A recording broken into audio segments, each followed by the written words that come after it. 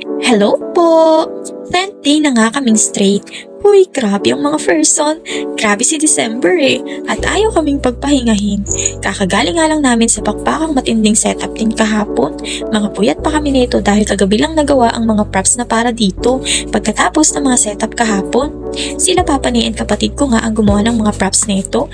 Then kami nila ate at kuya ang mga naiwan sa event para antayin matapos at diretsong mai-pull out.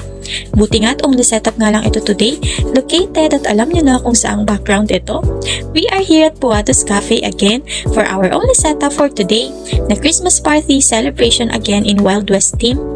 At dahil si Papa Nay nga ang may mas nakakaalam sa theme na ito and ang mas magaling sa creativity pagdating sa pag-isip ng design, ay sa kanya ko na nga ito ipinaubaya.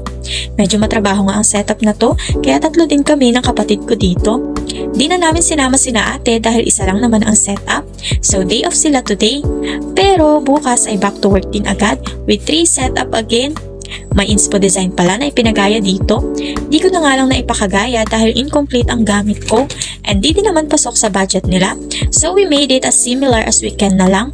And credits pa din po pala sa original owner of this design.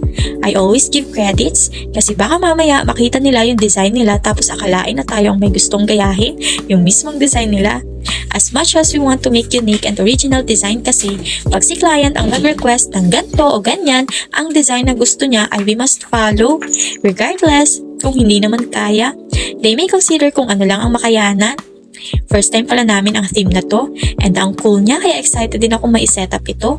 After nga namin mag-setup ay nagsidatingan na din ang mga employee with their kanya-kanyang outfit. Ang cute at ang cool nga. Ang ganda ng theme na napinili nila for their Christmas party. Very unique.